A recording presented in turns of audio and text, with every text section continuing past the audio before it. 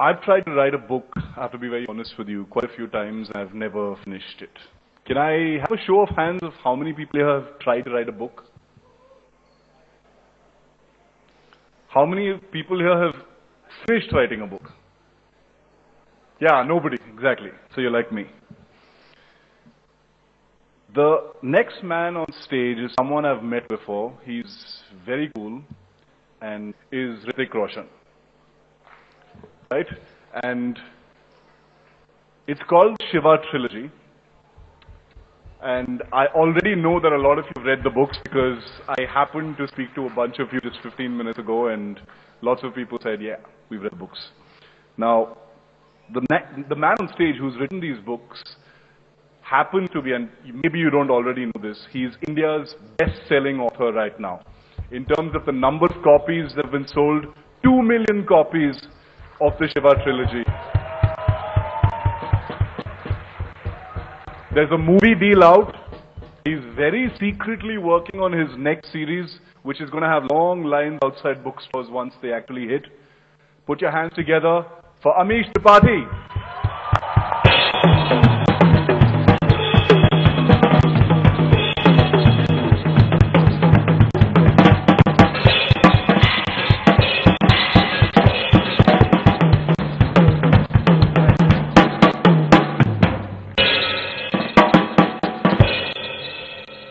Wow, that was a good drum roll. Before I start my speech, I just want to say I was sitting on the wings and listening to the discussion that just happened before, and it's a message that they have delivered very well. But as a society, we really need to take that on board. The way women are treated in India is shameful, and we cannot be the great country that we are capable of becoming till we solve this problem. And we need to learn from our past, from our gods, the way Lord Shiva treated his wife. He treated her with respect, and he treated her as an equal. And that's something that all Indian men should learn from. That's something that all Indian women should learn from as well, from Fatima, how they should behave. Anyway, that's a short message that I want to give. Come back to the speech that I'm supposed to talk about. I was told to talk about how I made it as an author. And it reminded me of an experience I had recently, an interview with a journalist, and a very young journalist. And right at the outset, before the interview began, she told me that she found me inspiring. That kind of scared me a little bit, because, well, it scared anyone. So I told her that, look, I'm not really all that inspiration worthy. There are a lot of people far more inspiring than I am. But she kind of ignored my comments and just carried on with her, what she wanted to say. I think she was one of those rare Indian journalists who are not interested in the answers that the interviewers give. So she carried on with what she wanted to say. She said that she hated her job, she hated her boss, she felt that she was underpaid, she felt that she was undervalued in her office. Clearly, she didn't work at India Today. And she said that the thing that kept her going, her escape, was a book that she had in her heart. And that was her escape. And she started writing her book as well.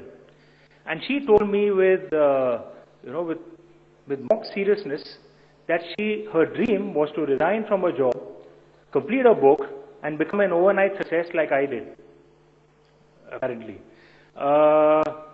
So, I was obviously taken aback. I didn't know if she was serious or not, but I was obviously taken aback, because what if I told her something inspirational? And what if she went back to her office and told her boss something with some 4-letter words thrown in? And what if there's no need for a drum roll on that, man. Okay. And what if she resigned from her job without having another job, right? I didn't want that on my hands, yeah. She was a young and restless kid. So I thought, okay, how do I convey my points to her? How do I tell her that you shouldn't go off course, but you still need to chase your dream? Because it's obviously scary to go off course in life, but it's even more depressing to kill your own dream. So I thought maybe I can tell her about my life, about how I made it as an author, and maybe that could provide some lessons to her, and that's what I'm going to recount out here. At the outset, the main point is this. There's no such thing called an overnight success. Okay, that doesn't happen. It's a cliche, but it took me 8 years to become an overnight success. Okay? There are many problems that I faced. I'm going to talk about 3 key things. The first problem that I faced was the writing process itself. Okay, I got an idea for a book many years ago. The tiny minor problem, when I got the idea, was I had written absolutely no fiction ever in my life before that first book. Not even a short story in school, absolutely nothing. All I'd written was some terrible poetry in college, which nobody read. That was for my girlfriend, who's my wife now. Yeah. One of the reasons I married her, she didn't laugh at my poetry. Okay.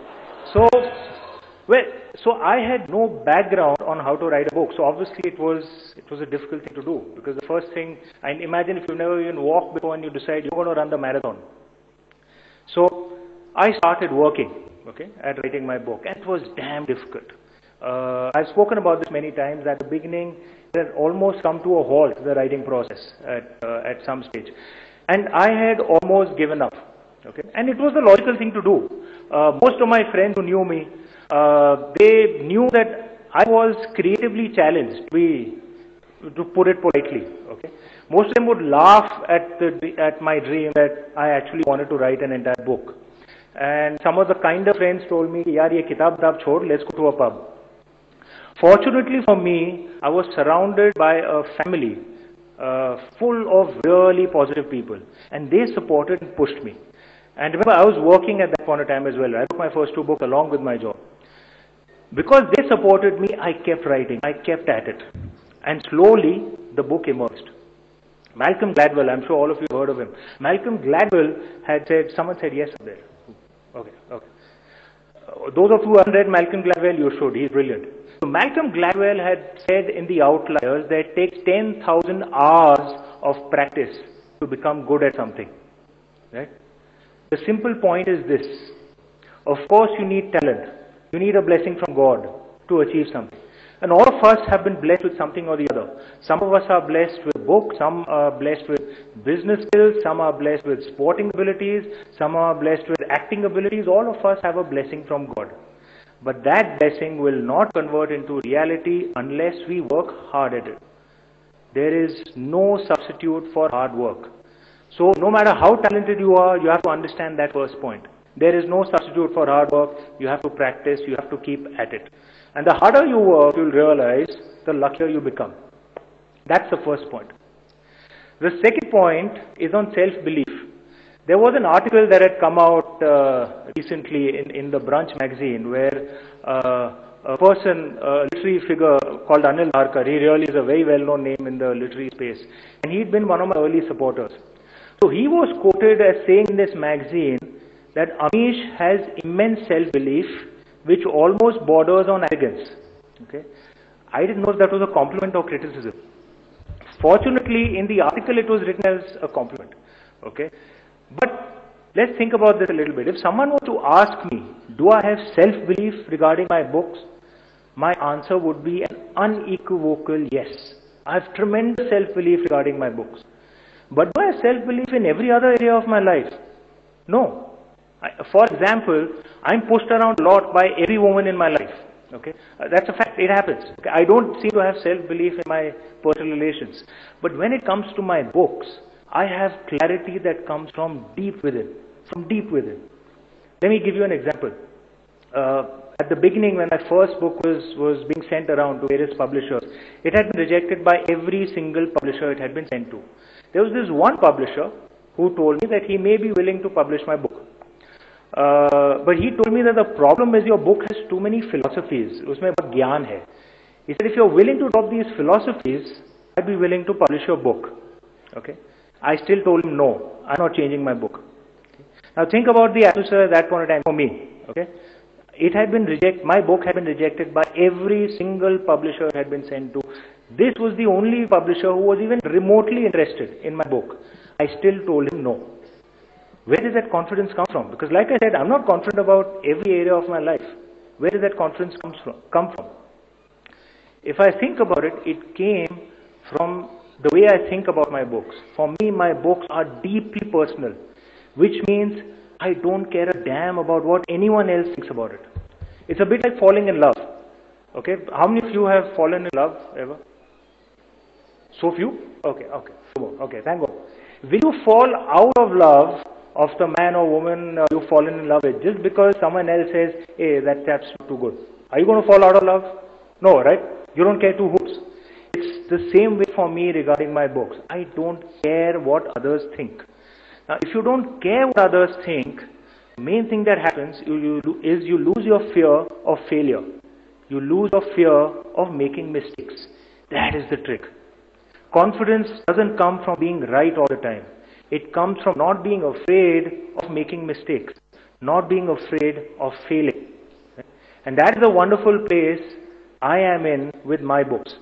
Okay? And so that's the point that I made to the journalist, that is the book so important to you that you don't care about anything else? Do you almost have a proprietorial approach to your book, almost a parental approach to your book? Okay? If you don't, then maybe this is not your blessing. Maybe your blessing is something else. Keep searching. Okay? But when you find that blessing, when you know that you found something that you simply don't care what others think, you know that is the blessing chase. Trust me, actually you will not have a choice. When you find that blessing, it will compel you to chase it like a lunatic. It's just the way the blessing works. So that's the point. Find your blessing, which will give you self-belief, which is the way to achieve success. But self-belief assures that you never give up. That's a thread that runs through the story of most successful people. They never give up. Everyone faces problems. The people who succeed are the ones who don't give up. The third point I want to make to you before we jump to questions is pragmatism. Okay. Unless you're a member of the tiny hereditary elite in India, whose parents have blessed them with wealth, unless you're one of those people, and most of us are not, the sad reality is you have to work for a living, okay, because you need to pay your bills. You might hate it, but that's the way life works, okay. Now, what that means is that even when you're chasing your dreams, you need to work at something apparently mundane, okay, your job. My point is there is no dishonor in that. There is no dishonor in that. I used to work in the life insurance industry. Trust me, it doesn't get more boring than that. Okay? There's this American director called Woody Allen who said, there are things worse than death. Have you ever spent an evening with an insurance guy? Okay? That is the industry that I worked in. But I didn't resent my job because, well, it helped me pay my bills, it helped me meet my responsibilities. So I didn't resent it at all. So the problem then, obviously you will say that if you're doing a job, how do you find the time to chase your dreams? It's very simple. Stop everything else that you do. So for the 6-7 years that I was working at a job and writing my books, I did only 3 things. I worked at my job, I wrote my books, and I spent time with my family. I stopped doing everything else. Yeah? Watching TV, going out for daru sessions with the friends, partying, watching movies. I didn't see so many movies that I would have liked to see. I didn't read as many books as I would have liked to, and that was a big sacrifice. I really love reading. Okay, I stopped all that to find the time to write. And that's the point that I want to make to you as well. If you have a dream and you don't have the time to pursue that dream, don't resign from your job, because you need the job to pay your bills. But stop doing everything else. Stop wasting time watching TV, stop partying, and cut down movies as much as you can. Stop reading books, except for my books. Read my books, okay? But stop reading other books. Thank you. That was a good number. Okay. So, much better. Okay. So,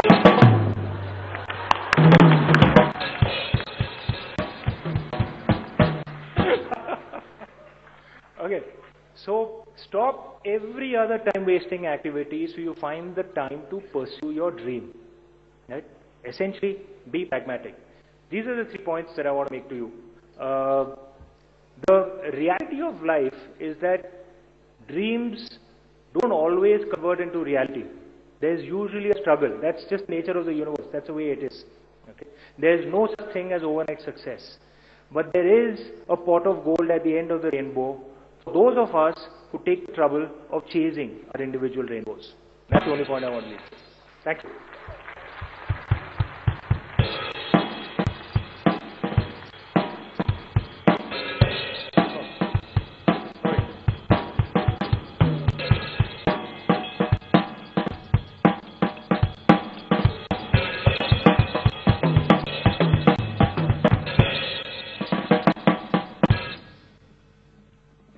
I'd usually like to start by asking my question first, but I know how many of you have questions for Amish, so I'm going to be generous this time. And first question for the audience. Okay, yeah, lady in the glasses in the green there. Yeah, go ahead. Hi.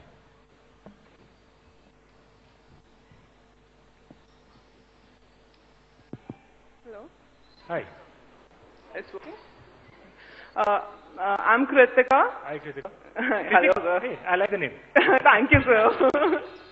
My question is, we have been brought up like take days of Ganga. We have to worship, like take days, recite prayers, like Ganga Mata and all stuff.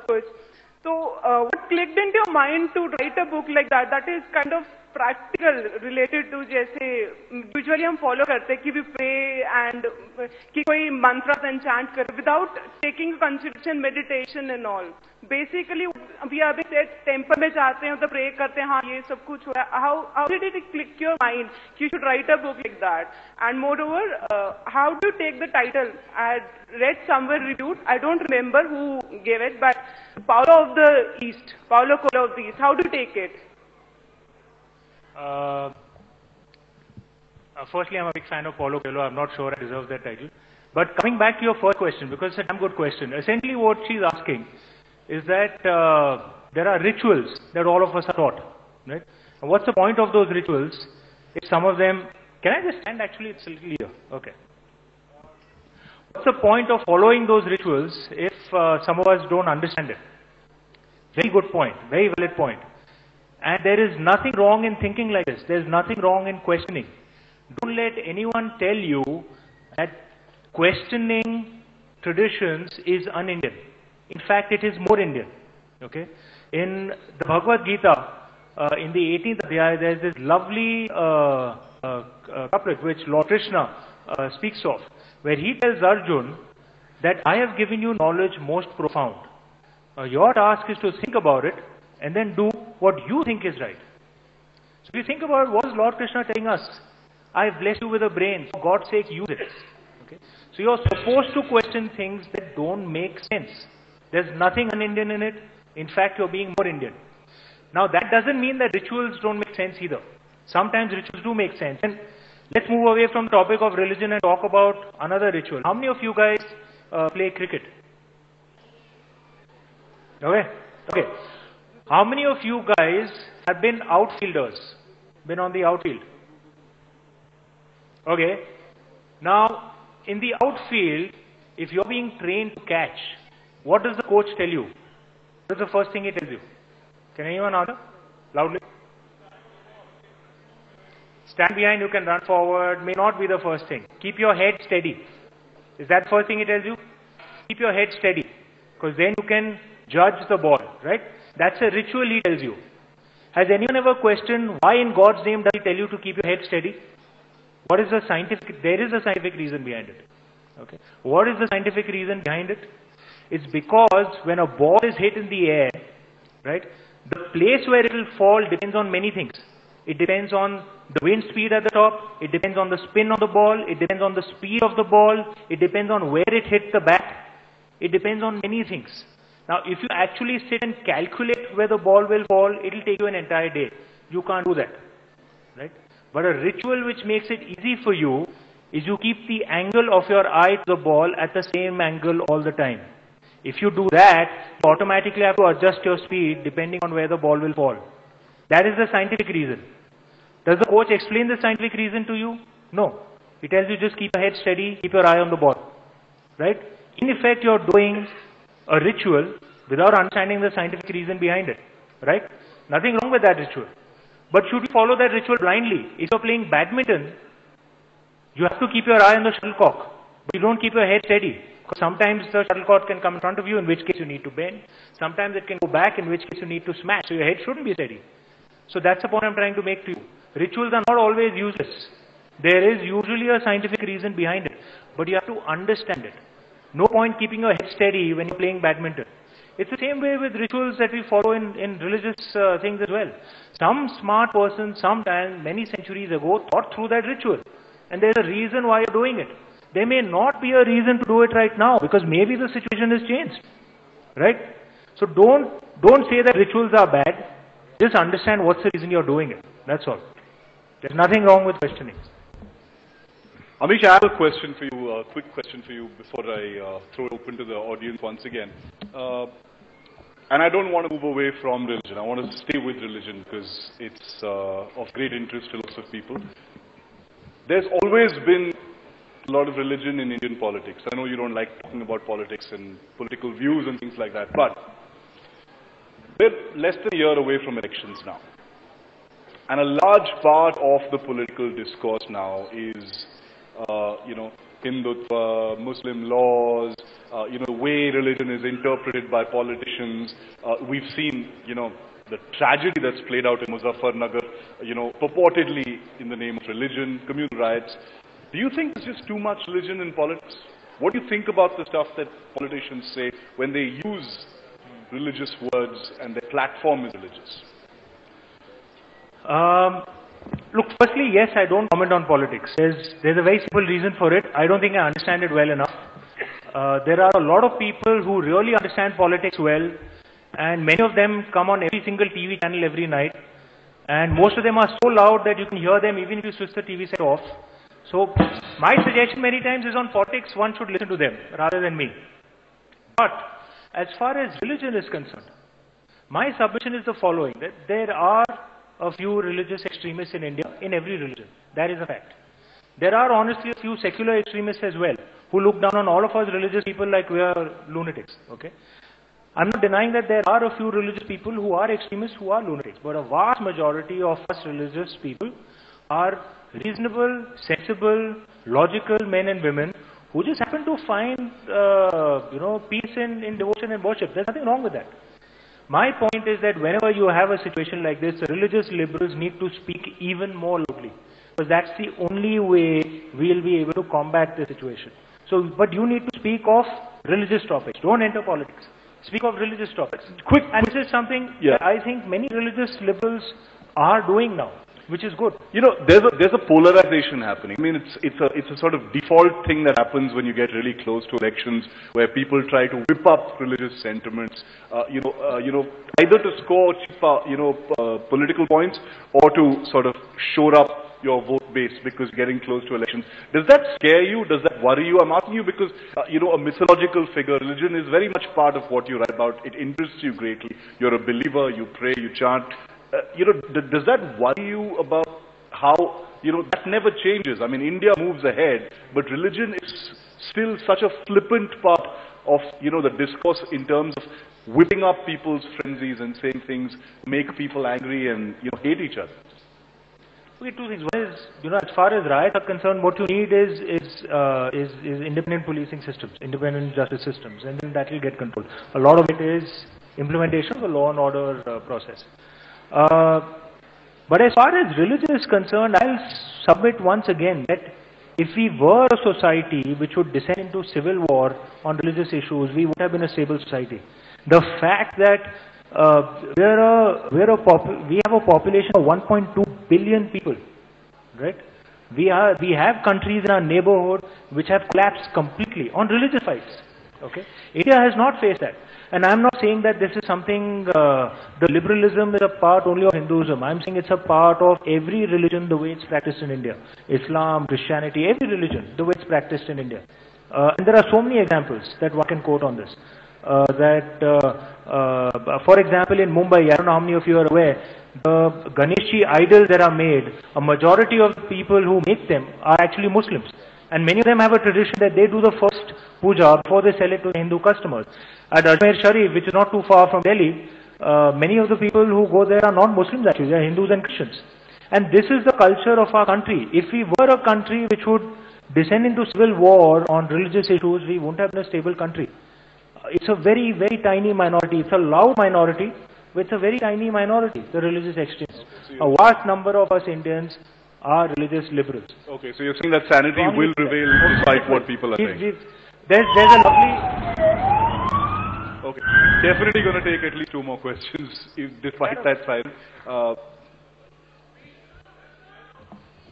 Okay, he gets to decide. He's a powerful guy.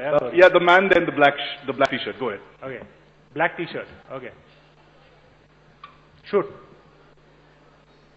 Hi. Check. What are your views on idol worship? Because personally, I don't believe in idol worship, and that's what I've been taught by my parents. So, what are your views on that? Okay, you know, when I was invited here, the India Today guys told me, look, this is going to be a fun, relaxed, youthful session. These are all intelligent, hard questions, man. I mean, Viva India, yeah? Viva India. Our youth are good. Okay. Very good question.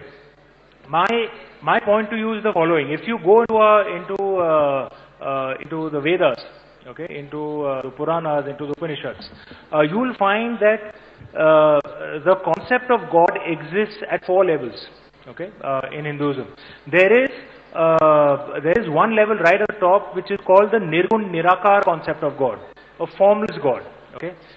This is not exactly like the Semitic concept of God. Even the Semitic God is formless, but the Semitic God has likes and dislikes. The Nirgun Nirakar concept of God, Vedic God, he has no likes or dislikes, he just exists. In fact, you can't even call him a he, because you can't say he's male or female. Okay? In ancient times, it was called Brahman, that God. Okay? Not the caste Brahmin, Brahman. Sometimes it's also called Ekam, the one. Okay, that is one concept of God, the formless God. Okay, what the ancients used to say is that that is the most supreme form of God. But if you're not ready to understand that concept, if you try and force that concept down the throats of those who are not ready to understand it, then it leads to hatred and violence. Okay, so they say that you have to be ready to understand the formless concept of God. Therefore, there is another concept of God called the Akar concept of God, where God takes a form, like Lord Shiva, Lord Vishnu, Lord Brahma, Shakti Ma, where he is become anthropomorphic. Okay, he is taken a human form, so that it's easier for you as a human being to relate to him. Okay, that's the second concept. There's a third concept of God called the Avatar concept of God. As I always joke around the way our American friends go, Avatar concept of God. Okay, that is the third concept where God takes a human form. Okay, lives his life, does his karma, and goes back up. And there's a fourth concept of God where a human becomes a God. All these concepts of God exist. My point is, there is a formless concept of God. If you're not ready for it, you need a symbol. Okay? And that's essentially what an idol is.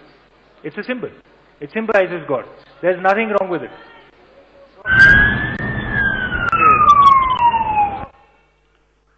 Lots of questions. There are at least like 50 people in the audience who have questions, but you heard the siren twice, so trust me, I don't have a choice in the matter.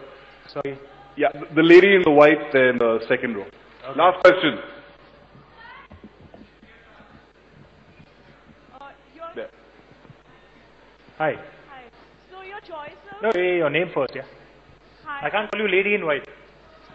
Hi, I'm Amshin. I'm a blogger with Coolidge. Okay. Your choice of matter for your trilogy has been very Sorry, can't hear you clearly. Can you fix the other? Hello, now Yeah. can you hear me? Yeah.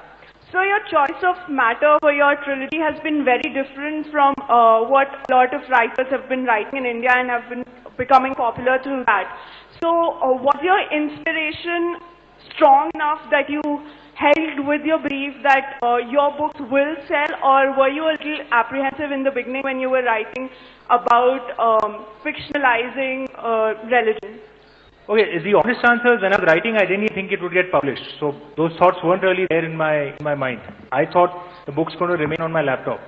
When my book was going around to various publishers, yes, one publisher did tell me that I picked a bad topic, that I picked a religious topic, and apparently the youth aren't interested in religion, so it's not going to sell. And I was advised to write a love story, set in my Anne Calcutta days.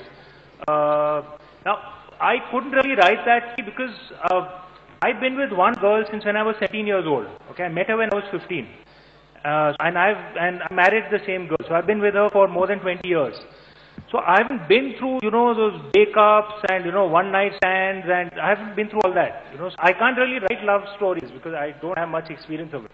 So I guess that also kind of forced me not to take up those kind of stories. And I write stories which inspire me, which is this. Having said that, I'm not going to deride the love stories that are written. They sell well as well, and I'm sure they serve a purpose as well. All of us have fallen in love. What was the real inspiration behind such a subject? Lady, I'm really sorry. Completely out of time. We have to sorry. use strong arm tactics here since I Shiv just and wanted- Amish together completely decided to ignore all the sirens. Really sorry. Thanks everyone for being here in this segment. Thanks very much, Amish. I'm a Lord Shiva devotee. I'm a natural rebel. Well, okay. Clearly, getting Shiv to moderate the session was a conflict of interest. Can I please request on stage Mr. Ashish Bagga, Group CEO India Today, to give a small token of appreciation to Amish and a huge round of applause. Thank you very much. And apologies for everyone who couldn't get a question in. I still don't hear it. Anyone clapping in the audience? I still can't hear it. Thank you.